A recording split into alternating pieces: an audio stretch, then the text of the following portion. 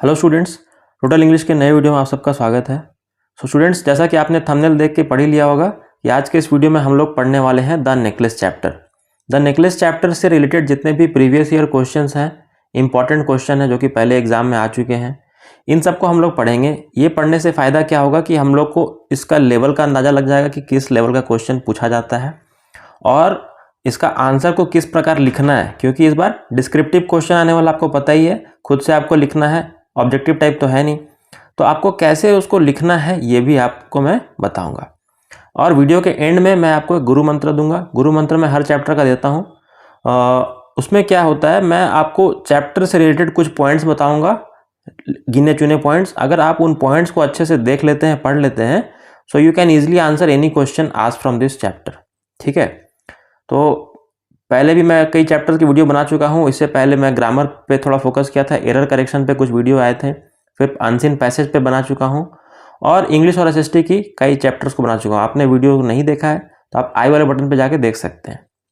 तो चलिए इस वीडियो को हम लोग स्टार्ट करते हैं। तो सबसे पहला क्वेश्चन है, what would Matilda often dream of. Matilda जो है ये इस स्टोरी की मेन कैरेक्टर है। ठीक है, इसी के ऊपर पूरा का पूरा स्टोरी है। मटिल्डा जो है वो अक्सर क्या ड्रीम करती थी, व्हाट वाज हर ड्रीम। तो आपको पता होगा कि that Matilda belong to a very middle class family, और उस मिडिल क्लास फैमिली से बिलोंग करती थी और उसकी शादी एक क्लर्क से होती है। जो क्लर्क है वो भी, जो क्लर्क का पोस्ट होता है उसको भी समाज में एक मिडिल क्लास तौर पे देखा जाता है, बहुत ज़्यादा अर्निंग नहीं होता है उनका। ठीक है, तो वो क्या सोचती है, वो हमेशा मन में सोचती है कि इससे मैं ऊपर उठना चाहती हूँ, इससे मैं बेटर लाइफ डिज़र्व करती हूँ। ठीक है, और उसके मन में लग्जूरियस लाइफ जीने की इच्छा जागने लगती है। वो चाहती है कि मेरे घर का जो बनावट हो वो बेहतर हो, खाने पीने का स्टैंडर्ड हो वो बेहतर हो, जो घर में जो डिशेस है, वो बर्तन वगैरह है, वो सब बेहतर डिज़र्व करती है। तो यही उसका ड्रीम था। ठीक है, तो अगर पूछा जाएगा question, what would Matilda often dreamed of, तो Matilda often dreamed of a luxurious lifestyle. तो उसमें कुछ पॉइंट्स को आप लोग लिख सकते हैं कि वो किन किन बातों को, जैसे कि स्टोरी में बताया गया है कि जैसे कि अच्छे बर्तन, अच्छे कपड़े, अच्छा घर। ठीक है, तो आपको कॉमा दे देकर लिख सकते हैं, a better home, a good standard way of living, better marvellous dishes. So इस टाइप के कॉमा दे के आप इसमें लिख सकते हो। तो ये शॉर्ट टाइप क्वेश्चन है, इंपॉर्टेंट क्वेश्चन था, इसलिए मैंने इसको इस क्वेश्चन में रखा है। चलिए, describe number 2, describe madam लॉयजल्स success at the ball. सबसे पहले तो आपको ये समझना जरूरी है कि मैडम लॉयजल हो या मटिल्डा हो, दोनों सेम है। मटिल्डा का सरनेम है लॉयजल, तो इसको कई बार स्टोरी में मैडम लॉयजल भी बोला गया है, इसलिए क्वेश्चन में भी ऐसा घुमा कर देता है कि स्टूडेंट भी कंफ्यूज हो जाए कि मैडम लॉयजल पढ़े या मटिल्डा पढ़े, but both are same, no need to get confused. Madam Loisel का सक्सेस क्या था बॉल पर। बॉल मतलब वो जो डांस पार्टी थी, जो इनविटेशन उन्हें आया था, उसमें उसका सक्सेस क्या था। और इसी को दूसरे ढंग से अगर बोला जाए तो, do you think madam Loisel had an enjoyable evening at the ball, give reasons for your answer. इसी चीज़ को दूसरे ढंग से पूछा गया है। ये क्वेश्चन 2014 सीबीएसई में आ चुका है, तो बहुत इंपॉर्टेंट क्वेश्चन है। इसमें ये बोला जा रहा है कि देखिए, सबसे पहले थोड़ा सा इसके पहले हुआ क्या था ये समझ लेते हैं। ये इनविटेशन जो इनके घर में आया था, इसके हस्बैंड के पास, मटिल्डा के हस्बैंड के पास, तो वो उसमें जानना नहीं चाहती थी। क्यों? क्योंकि उसके पास कोई बेटर ड्रेस और ज्वेलरी नहीं था। बट समहाउ वो लोग अरेंज करते हैं और फाइनली वो वहाँ पर जाने के लिए रेडी रहती है। और जब वो जाती है बड़े लोगों के बीच में, तो वो खुद को पाती है सबसे बेस्ट, क्योंकि आज तक वो बिल्कुल एक नॉर्मल लाइफ स्टाइल में थी, एक जैसा मैंने पहले बताया मिडिल क्लास लाइफ जी रही थी। लेकिन वहाँ बड़े लोगों के सामने जाकर, उनके पास जाकर वो सेंटर ऑफ अट्रैक्शन बन जाती है। मतलब सभी लोग उसके बारे में उसे देखते हैं, उसके बारे में चर्चा करते हैं। एक होता है ना कि कोई पर्सनैलिटी इंटर करता है किसी पार्टी में, तो सब कोई का ध्यान उधर चला जाता है, ये कौन है, ये कहाँ से है, इस टाइप का एक ऑरा क्रिएट हो जाता है वहाँ पर। ये चीज़ क्रिएट करने में मैडम लॉयजल जो थी वो सक्सेसफुल थी, इसलिए वो जो इवनिंग था उसके लिए वह काफ़ी इंजॉयबल था और यही उसकी सक्सेस थी। क्योंकि वो यही चाहती थी बहुत समय से कि मैं जाऊं तो सब कोई का ध्यान मेरे ऊपर रहे। क्यों? क्योंकि उसने काफ़ी बेहतर नया एक ड्रेस खरीदा था, अपने फ्रेंड से एक काफ़ी खास ज्वेलरी बोरो किया था उसने, ठीक है। तो ये सब चीज़ों के साथ वो जब गई तो यहाँ पर लिख सकते give reasons for your answer. Reason में क्या दीजिए, सबसे पहले इसको आंसर दीजिएगा, do you think madam Loisel had enjoyable, yes madam Loisel had an enjoyable evening at the ball. तो गिव रीजन में पूछेगा तो क्या रीजन था, because she was the centre of attraction, कह सकते हैं she was the centre of attraction and everybody started talk about her, they were seeing her and she liked it very much. उसे ये बहुत पसंद आया कि सब कोई उसके बारे में जानना चाह रहे हैं, उससे बात करना चाह रहे हैं, ठीक है। बस यही था इसमें। So let's see the next question. यहाँ पर क्वेश्चन नंबर 3 हम लोग देखेंगे, how did madam लॉयजल now know the life of necessity. ये क्वेश्चन 2016 CBSE में आ चुका है। देखिए ये क्वेश्चन एकदम डायरेक्टली नहीं पूछा हुआ है, आप ध्यान से पढ़िएगा तब इसका मतलब समझ में आएगा कि यहाँ पर पूछ क्या रहा है। अक्सर इस तरह के क्वेश्चन ही आते हैं एग्जाम में जिसमें कि आपको मीनिंग को समझने में थोड़ी प्रॉब्लम होती है। तो इसको हम लोग ध्यान से समझेंगे, पूछ क्या रहा है, how did madam लॉयजल now know the life of necessity. अब मैडम लॉयजल को क्या पता चला, life of necessity. Life of necessity होता क्या है, किस लिए बोला गया है ये वर्ड को, आप समझिए। जब उनको नेकलेस उनका खो जाता है, आपने अगर स्टोरी पढ़ा होगा तो आपको पता होगा, नेकलेस खो जाता है जो वो पार्टी में लेके गई थी और उन्हें उसके बदले एक नया नेकलेस खरीदना पड़ता है। नया नेकलेस जो लोग खरीदते हैं उसका कॉस्ट रहता है 36,000 फ्रैंक्स, ठीक है। फ्रैंक्स उनका करेंसी का नाम है। 36,000 फ्रैंक्स काफ़ी बड़ा अमाउंट है एक मिडिल क्लास फैमिली के लिए। तो उसमें से 18,000 फ्रैंक्स पैसे रहते हैं उसके हस्बैंड के पास और 18,000 ये लोग पैसे बोरो करते हैं, मतलब उधार मांगते हैं। अब उधार लिए हैं तो इंटरेस्ट तो देना पड़ेगा, इंटरेस्ट देना पड़ेगा तो 18,000 फ्रैंक्स का उधार इंटरेस्ट भी काफ़ी बढ़ जाएगा। तो इससे उनके लाइफ पर काफ़ी असर पड़ने लगा। अब जैसे वो लोग पहले रहते थे वैसे नहीं रह पाए, क्योंकि अब क्या करना था, उनका फर्स्ट टारगेट क्या था कि कैसे भी करके इस उधार को जल्दी से जल्दी चुकाना है। तो मैक्सिमम हम लोग को क्या करना है, वहाँ पर उन्होंने क्या सोचा कि मैक्सिमम हमें पैसा कमाना है और खर्चों को अपना कम करना है। ये चीज़ उन्होंने किया। तो आने वाले 10 सालों में 10 सालों तक उन्होंने मेहनत किया और ये वो पीरियड था जब उन्हें समझ में आया कि what is life of necessity, ठीक है। आई होप आपको ये समझ में आ गया होगा। तो आप इसको अच्छे से लिख सकते हैं अपने से बनाकर कि क्या क्या चीज़ें उन्होंने स्ट्रगल की। मैडम लॉयजल ने कुछ स्टेप्स लिए, उनके हस्बैंड ने कुछ स्टेप लिए। उनके हस्बैंड एक ओवर टाइम करते थे, एक्स्ट्रा काम करते थे ताकि उससे ज़्यादा पैसा कमा सके। मैडम लॉयजल भी कई अपने मेड को इन्होंने हटा दिया, घर का काम खुद करने लगी। बहुत ही एक स्ट्रगल वाली लाइफ को इन्होंने जिया, ठीक है। तो इसको आपको यहाँ पर बताना होगा, ठीक है। आइए देखते हैं अगला question. Why was Matilda's friend astonished to see her at the end of the story. Why did Jeanne not recognise her friend Matilda. Very important question, 2012 CBSE के आया हुआ है। मतलब और करके दिया हुआ, मतलब दोनों का मतलब सेम है बट इसको पूछने का तरीका अलग है। पहले बोल रहा है कि मटिल्डा की जो फ्रेंड है, मटिल्डा की फ्रेंड कौन है, वही फ्रेंड है जिससे इसने ज्वेलरी बोरो किया था, ठीक है। वो जो ज्वेलरी था वो बोरो किया था अपने फ्रेंड से। फ्रेंड का नाम था जीन, ठीक है। या फिर उसको कई बार बुक में आप देखिएगा कि मैडम फॉरेस्टियर बोल के भी उसको डिनोट किया होगा, मैडम फॉरेस्टियर, TIER, ठीक है। मैडम फॉरेस्टियर बोले या जीन बोले, ठीक है, दोनों है सेम। तो आपको ये सब बात को ध्यान रखना है कि मान लीजिए कि सिर्फ जीन दे देगा और आप मैडम फॉरेस्टियर पढ़ के गए हैं तो आप सोचिएगा कि जीन कौन है, बस वहीं पे आप सोचते रहिएगा, टाइम वेस्ट हो जाएगा। तो किस चीज़ को कितने टाइप से पूछा जा सकता है ये भी हमको ध्यान में रखना होता है, ठीक है। तो क्यों वो अपने दोस्त को देख के एकदम सरप्राइज हो जाती है और सोचती है कि वो उसको पहचान भी नहीं पाती है इवन। तो बहुत साल बाद मिलती है, 10 ईयर्स के बाद, जैसा कि मैंने बताया कि 10 ईयर्स उन्हें लग जाते हैं पैसों को जुटाने में। 10 साल के बाद जब वो लोग मिलते हैं तब मटिल्डा तो पहचान लेती है जीन को, मैडम फॉरेस्टियर को, क्योंकि जो मैडम फॉरेस्टियर है वो आज भी उसी तरह यंग एंड प्रिटी लग रही है। बट मटिल्डा जो है, क्योंकि वो बहुत कठिनाई, बहुत स्ट्रगल वाली लाइफ से गुजरी है, तो उसकी जो बॉडी है, जो उसका दिखने में है, वो फेस जो है वो थोड़ा चेंज हो गया है, डल सा हो गया है, हार्ड हो गए हैं, ठीक है। और वो अब पहले की तरह नहीं दिखती है।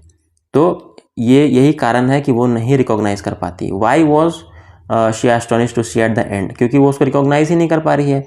और क्यों रिकॉग्नाइज नहीं कर पा रही है, उसके पीछे कारण यही था, आप लिखिएगा कि because they had struggled for the last 10 years a lot to manage the money.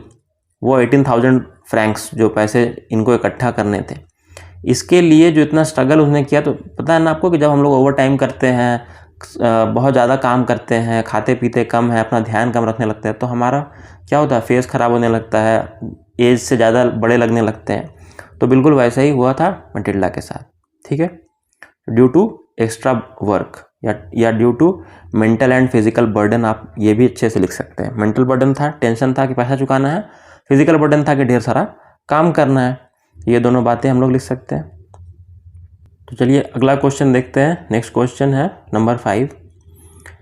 Madam Forestier prove to be a true friend, elucidate. Elucidate मतलब एक्सप्लेन। मैडम फॉरेस्टियर जो है वो एक सच्ची फ्रेंड साबित होती है। ये क्वेश्चन CBSE में आ चुका है 2015 में, तो आप समझ में आपको आ ही रहा होगा कि काफ़ी इंपॉर्टेंट क्वेश्चन है। देखिए यहाँ पर कहा जा रहा है कि मैडम फॉरेस्टियर के फ्रेंडशिप के बारे में आपको बताना है कि वो कैसे एक ट्रू फ्रेंड साबित होती है। ट्रू फ्रेंड साबित होने के लिए आपको क्या करना होता है? ट्रू फ्रेंड वही होता है जो अपने फ्रेंड का मुसीबत में मदद करता है, ठीक है। ट्रू फ्रेंड वो होता है जो अपने फ़ायदे या नुकसान को नहीं देखते हुए फ्रेंड के बारे में पहले सोचता है। तो ये दोनों क्वालिटीज़ आपको मैडम फॉरेस्टियर में मिलेगी, ठीक है। तो आप इसको 2 पैराग्राफ में लिख सकते हैं। पहला इंसिडेंट आपको वो बताना है कि जब मैडम लॉयजल मतलब मटिल्डा को ज्वेलरी की ज़रूरत थी, तो क्योंकि वो अफोर्ड नहीं कर पाती, उतना ख़रीद नहीं पाती उतना महंगा, तो वो अपने फ्रेंड के पास आती है, मैडम फॉरेस्टियर के पास। इस समय वो उसको मना नहीं करती है। इवन ऐसा नहीं कि वो कोई भी एक कैसा भी एक नेकलेस दे देती है, वो अपनी सारी ज्वेलरी का जितना भी कलेक्शन था वो सब खोल कर उसके सामने शो करती है, इसमें से तुम्हें जो चूज़ करना वो ले जाओ। तो यहाँ पर उसने अपनापन दिखाया, ठीक है। एक अच्छा ये कह सकते हैं एक अच्छा बिहेवियर उसने किया, ठीक है। या ये भी कर सकती थी कि मैडम फॉरेस्टियर काफ़ी रिच है और मटिल्डा मिडिल क्लास बिलोंग करती है, तो वो उसको अच्छे ढंग से ट्रीट भी नहीं भी कर सकती थी, बट ऐसा उसने नहीं किया। उसने अपना पैसे का घमंड नहीं किया। तो ये काफ़ी अच्छा एक पॉइंट हम लोग डाल सकते हैं। एंड सेकंड पॉइंट क्या होगा? सेकंड पॉइंट बहुत इंपॉर्टेंट है, पैराग्राफ चेंज करके फिर लिखिएगा कि जब उन्हें पता चलता है कि जब मैडम फॉरेस्टियर को पता चलता है कि इन्हें 10 साल तक स्ट्रगल करना पड़ा बिकॉज ऑफ दैट ज्वेलरी का जो कॉस्ट था चुकाने में, तो वो क्या कहती है एंड में कि एक्चुअली जो ज्वेलरी मटिल्डा को दिया था मैडम फॉरेस्टियर ने, वो एक ओरिजिनल ज्वेलरी नहीं था, that was a fake jewellery. तो वो ऐसा कह के अपना बड़प्पन दिखाती है। क्यों बड़प्पन दिखाती है? अब बात को ध्यान से समझिए। अगर वो कुछ नहीं कहती कि नहीं ये मेरा फेक नहीं था, तो वो क्या होता कि वो जो ज्वेलरी उन्होंने बनवाया था वो तो उन्होंने मैडम फॉरेस्टियर को हाथ में दे दिया था। मैडम फॉरेस्टियर के पास तो ओरिजिनल ज्वेलरी आ गया था, जबकि उसका तो फेक था, तो उसको तो बहुत फ़ायदा हो जाता। तो लेकिन वो फ़ायदा या नुकसान नहीं देखती है। अब जब वो कहती है कि वो जो ज्वेलरी था उसका फेक था, तो इट मीन्स जो इतने मेहनत से इन्होंने बनाया, मतलब पैसा कमा के इन्होंने जो बना के मैडम फॉरेस्टियर को दिया, अब तो वो उसे वापस कर देगी, लौटा देगी। तो अपनी ऑनेस्टी को दिखाया, ठीक है। तो सेकंड पॉइंट में उसने अपनी ऑनेस्टी को दिखाया और फर्स्ट पॉइंट में उसने अपने काइंडनेस को दिखाया, फ्रेंडशिप स्पिरिट को शो किया। तो इस तरह से 2 पॉइंट में हम लोग इसको बता सकते हैं। ये लॉन्ग टाइप में भी आएगा तो आप लोग लिख सकते हैं, ठीक है। देखिए कोई स्टोरी में कैरेक्टर स्केच काफ़ी इंपॉर्टेंट होता है। कैरेक्टर स्केच आप समझते होंगे, जो कैरेक्टर के बारे में हमें लिखना होता है। तो कैरेक्टर स्केच अगर इस स्टोरी का मे बी पूछा तो उसमें सबसे स्ट्रॉन्ग कैरेक्टर है मटिल्डा, ज़्यादा चांसेस है आने का। अगर कैरेक्टर स्केच इस चैप्टर से आता है तो 90% चांस है आने का मटिल्डा का कैरेक्टर स्केच आएगा, या फिर 10% चांस हो सकता है मैडम फॉरेस्टियर के बारे में भी आए। तो अगर कैरेक्टर स्केच भी आएगा तो आप यही 2 बातों को लिखेंगे जो अभी इस आंसर में लिखा आपने। और अगर मटिल्डा का आता है तो मटिल्डा के लिखने के लिए काफ़ी कुछ है, ठीक है। तो चलिए उसके बारे में थोड़ा चर्चा कर ही लेते हैं। मान लीजिए मटिल्डा का कैरेक्टर स्केच आ गया, ठीक है, या फिर आ जाएगा what kind of character is Matilda, explain. ये लॉन्ग टाइप में कैरेक्टर स्केच कभी भी पूछे जाते हैं, लॉन्ग टाइप में पूछे जाते हैं, तो इसको आपको ज़्यादा कुछ लिखना पड़ेगा, कंटेंट आपका अच्छा खासा होना चाहिए। सबसे पहले आपको लिखना है कि मटिल्डा कैसे फैमिली से बिलोंग करती थी, उसकी शादी किस टाइप के फैमिली में हुई, ये आप लिखने के बाद सेकंड पॉइंट में आप लोग आइएगा कि उसके एक्सपेक्टेशन क्या थे। एक्सपेक्टेशन के बाद वो पार्टी में वो जब उसका लोगों ने तारीफ़ किया तो काफ़ी खुश हुई। फिर नेकलेस खो जाने के बाद वो काफ़ी ज़्यादा डेस्परेट हो जाती है, काफ़ी चिंतित हो जाती है। और लेकिन वो मेहनती भी है लास्ट में कि 10 साल तक अपने हस्बैंड के साथ मिलकर वो काफ़ी मेहनत करके फाइनली पैसा को पे कर देती है और ऑनेस्टली मैडम फॉरेस्टर से जाके मिलती भी है। ये सारी बातों को आपको बताना पड़ेगा मटिल्डा कैरेक्टर अगर आता है तो, ठीक है। तो चलिए ये तो एक एक्स्ट्रा क्वेश्चन हो गया। आगे देखा जाए, मैडम लॉयजल्स डिस्पोजिशन इनवाइट्स हर डूम। ये एक सेंटेंस दिया हुआ है, एक स्टेटमेंट है, madam लॉयजल्स disposition invites her Doom, comment in the context of the text you have read. आपने जो टेक्स्ट पढ़ा है, आपने जो स्टोरी पढ़ा है, इसके आधार पे आपको ये प्रूफ करना है कि मैडम लॉयजल का जो डिस्पोजिशन था, मतलब जो रवैया था, जो तौर तरीका था, जो सोच था, वही उसका डूम बनता है। डूम मतलब उसकी बर्बादी बनता है, ठीक है। इसको आपको बताना है। और या फिर उसको दूसरे ढंग से बोलेगा, क्वेश्चन को पूछेगा तो ऐसे पूछ सकता है, what kind of person is Matilda लॉयजल। तो एक तरह का आ गया कैरेक्टर स्केच ही लिखना है आपको, ठीक है। लेकिन ये थोड़ा डिफरेंट है, क्यों? क्योंकि यहाँ पर स्पेशली बताया कि उसको कैसे बर्बादी होती है। तो आप जब कैरेक्टर स्केच लिखिएगा जरूर इसके बारे में लिखिएगा, मटिल्डा के बारे में, जो जो मैंने पॉइंट्स बताए, लेकिन आपको फोकस इस सेंटेंस पर ज़्यादा करना है। 2-3 बार आपको इस सेंटेंस को चाहे तो रिपीट भी कर सकते हैं, स्टार्टिंग में भी कर सकते हैं, बिकॉज ऐसे लिखिएगा, madam लॉयजल्स disposition invites her Doom because, फिर रीज़न देना स्टार्ट कीजिएगा। फिर देखिए यहाँ नीचे क्या दिया हुआ है, support your answer giving examples from the story the necklace.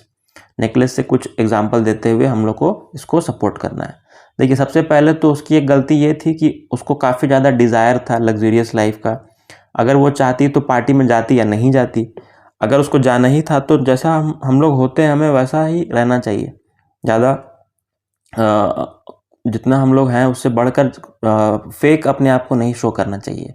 और यही अपने फेक प्रॉपर्टी को शो करने के चक्कर में वो इतना बड़ा नुकसान करती है। क्या नुकसान करती है? हालांकि eight the end of the story समझ में आता ही है कि नेकलेस वो जो फेक था तो उसे वापस नेकलेस मिल जाएगा, क्योंकि मैडम फॉरेस्टर एक अच्छी फ्रेंड है, जो कि हमने डिस्कस अभी भी किया।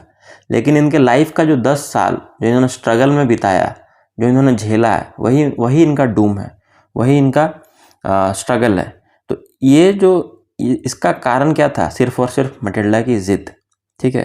तो इसको आपको फोकस करके, इसको आपको सेंट्रल पॉइंट पर रखकर इसके इर्द गिर्द एक आंसर को क्रिएट करना है, ठीक है। तो ये जो सोच थी उसकी, या मुझे ज्वेलरी खरीदना है, ज्वेलरी नहीं है तो बोरो करके जाना है, ठीक है। तो उसके बाद जो जो इंसिडेंट होते हैं, जो जो प्रॉब्लम ये लोग झेलते हैं, उसको आपको अच्छे से फोकस करके लिखना है। ज्वेलरी खो जाने के बाद कितना प्रॉब्लम होता है उसके हस्बैंड को खोजने में, वो पेपर में ऐड भी देता है, कितने जगह पे खोजता है, जहाँ जहाँ पे वो लोग गए फिर भी वो लोग नहीं मिलता, कितनी परेशानी होती है इन दोनों को लाइफ में। फिर वो लोग को जब लगता है कि नया दे देना पड़ेगा अब हमें खरीद के, तो 36,000 फ्रैंक्स का ये लोग पैसा जुटाते हैं, जिसमें से 18,000 फ्रैंक्स पैसा इनके हस्बैंड के पास पहले से था, तो इनका प्रॉपर्टी भी चला जाता है। और फिर तीसरा कि जो 18,000 बाकी लोग उधार लेते हैं, उसको चुकाने में जो इनकी लाइफ का जो हस्र होता है 10 साल तक, वही इनका डूम है। तो ये आपको पॉइंट्स को अच्छे से डील करना है, ठीक है। तो चलिए ये हुए कुछ इंपॉर्टेंट क्वेश्चंस इस चैप्टर से। नाउ इट्स टाइम फॉर गुरु मंत्रा। गुरु मंत्रा में हम लोग आज समझेंगे कि द नेकलेस चैप्टर से हम किन पॉइंट्स को अच्छे से अगर पढ़ लेते हैं तो इसमें से क्वेश्चन जो भी पूछेगा तो हम लोग उसको बना सकते हैं। सबसे पहला नंबर वन क्या है कि मटिल्डा जो है वो पूछेगा कि स्टोरी के शुरुआत में वो किस टाइप की है। मतलब मटिल्डा में यहाँ कैरेक्टर में 2 चीज़ें दिखी गई हैं। पहले वो काफ़ी हद तक अपने लाइफ से खुश रहती है और वो जैसा चल रहा है उस पर सेटिस्फाइड रहती है, लेकिन बाद में उसको ऐसे डिज़ायर आने लगते हैं। तो बिगिनिंग में मटिल्डा कैसी रहती है, इससे क्वेश्चन आ सकता है, ठीक है। तो आपको लिख सकते हैं Mathilda belong to a clerk family, और उसकी शादी भी एक क्लर्क फैमिली में ही होती है। She is very much satisfied with her life, लेकिन वो अनहैप्पी, सेटिस्फाइड है लेकिन अनहैप्पी है। अभी तक उसमें वो डिज़ायर नहीं आया है, वो बिगिनिंग में नहीं दिखाया गया, ठीक है। तो इस बात को आपको ध्यान में रखना है, पॉइंट नंबर 1। पॉइंट नंबर 2 कि जो चेंज उसके अंदर आता है, ठीक है, मटिल्डा के अंदर जो चेंज आता है, जो डिज़ायर उसके अंदर आने लगता है इस शादी के कुछ सालों के बाद, जब वो सोचने लगती है कि अब ये जो लाइफ है उसको वो ज़्यादा टॉलरेट नहीं कर पाएगी and she need something to do, कुछ उसको और करना है तो लाइफ में, तो वो लग्जरियस लाइफ जीना है, उसके पास सब कुछ होना चाहिए। ये सब चीज़ को देख के वो काफ़ी ज़्यादा कह सकते हैं कि डिससेटिस्फाइड रहती थी। एंड फिर third point is the invitation, जो इन्विटेशन आता है उनके घर, ये इन्विटेशन उनके लाइफ का बहुत ही बड़ा हिस्सा एक बन चुका है, क्योंकि इन्विटेशन के चलते ही वो लोग वहाँ जाते हैं, वो पार्टी में फिर खो जाता है नेकलेस, फिर वो लोग इतना परेशान होते हैं। तो ये इन्विटेशन इस चैप्टर में आपको क्वेश्चन पूछा जा सकता है। इन्विटेशन कौन दिया, तो उसके ऑफिस से इन्विटेशन आता है। इन्विटेशन आने के बाद मटिल्डा का रिएक्शन कैसा रहता है। मटिल्डा पहले रिएक्ट नहीं करती, वो सैड रहती, उदास हो जाती है इन्विटेशन देखकर। तो फिर उसके हस्बैंड पूछते हैं क्यों उदास हो, तब वो रीज़न बताती है because I don't have a good dress and a good jewellery. तब या फिर नेक्स्ट पॉइंट है, एक पॉइंट ये फोर्थ पॉइंट में लिखिएगा कि पढ़ना है हम लोग को कि जो Mathilda husband is a very good husband, he is a example of perfect husband. Why? Because whenever she needed some help he was always there to help her. जब भी उसको प्रॉब्लम हुई, देखिए सबसे पहले तो उसको अरेंज करना था ड्रेस, तो 400 फ्रैंक्स उसने जमा करके रखे थे एक गन खरीदने के लिए, वो हंटिंग करने के लिए, अपना उसको शौक पूरा करना था। लेकिन वो अपने शौक को हटाकर उसके लिए एक अच्छा सा ड्रेस लाता है। ड्रेस ख़त्म हो जाता है, ठीक हो जाता है, तो फिर ज्वेलरी की बात आती है। ज्वेलरी तो अफोर्ड नहीं कर पाएगा, मिडिल क्लास आदमी है बेचारा, तो ज्वेलरी के लिए भी आइडियाज़ भी वही देता है अपनी वाइफ को, ठीक है। पहले वो बोलता है कि फ्लावर का बना हुआ कुछ पहन लो, फिर वो उसको सेटिस्फाई नहीं रहती है, फिर वो बोलता है अपने फ्रेंड से जाके बोरो कर लो। तो ये सब इतना हेल्प करता है। इवन जब वो खो देती है उस नेकलेस को, तो भी वो उसका हेल्प करता है पैसे को जुटाने में। So he is a perfect husband. और उसके बाद जो राइट आफ्टर द पार्टी वो लोग कैसे खोजते हैं, ये इंसिडेंट जो है ये काफ़ी इंपॉर्टेंट है कि जो लोग पेपर में ऐड देते हैं, फिर उससे पहले तो वो उन जगहों पे जाता है जहाँ से वो लोग वापस आए थे, उन जगहों खोजते हैं। होल नाइट वो खोज रहा होता है, काफ़ी परेशानी होती है। ये सब पॉइंट आप लोग लिख सकते हैं। फिर नेक्स्ट है कि वो जो स्ट्रगल उन्होंने किया, ये स्ट्रगल के बारे में क्वेश्चन बहुत इंपॉर्टेंट मुझे लग रहा है कि आ सकता है। स्ट्रगल जो उन्होंने किया, तो स्ट्रगल में मटिल्डा ने क्या स्ट्रगल किया, उसके हस्बैंड ने क्या स्ट्रगल किया, दोनों ने मिलकर क्या किया, ऐसे करके पैरावाइज करके इसको पढ़िएगा। और लास्ट में what surprise she get from her friend at the and, वही कि जो ज्वेलरी था जिसको लेके ये लोग इतना रो रहे थे कि खो गया और ओरिजिनल खरीद लिए, वो एक्चुअली में एक फेक था, फेक प्रोडक्ट था जिसको लेके ये लोग इतना परेशान रहे, ठीक है। तो ये सब आपको पॉइंट्स इसमें से करना है। So that was all from Guru Mantra. I hope आपको ये चैप्टर अच्छे से आप समझ में आ गया होगा, इस चैप्टर में क्या क्या चीज़ें आपको पढ़नी है, और कुछ इंपॉर्टेंट क्वेश्चंस को मैंने यहाँ पर डिस्क्राइब कर दिया है। आप लोग चाहे तो उसको अपने लैंग्वेज में, देखिए रटने का कुछ है नहीं। अब 10th क्लास में एक लेवल ऐसा हो जाता है कि आपको आंसर को खुद से बनाना होता है। तो अगर आप चाहें तो इस आंसर को जो मैंने एक्सप्लेन किया है 2 बार 3 बार करके सुन लीजिए, ठीक है। सुन के और उसको खुद से लिखिए, और अगर आप चाहें तो लिख कर उसे कमेंट में भी डाल सकते हैं। I will see it. अगर कमेंट में आप लोग डालते हैं उसको मैं पढ़ूंगा, और कोई तरह का मिस्टेक आप लोग करते हैं तो उसको मैं रेक्टिफाई भी करूंगा, ग्रामेटिकल एरर होगा चाहे कुछ भी होगा, so I will check your answer also, ठीक है। तो चलिए नेक्स्ट वीडियो में हम लोग नेक्स्ट टॉपिक के साथ मिलेंगे। Till then thank you so much. Do like the video, share it to your friends and subscribe to my channel total English. Thank you.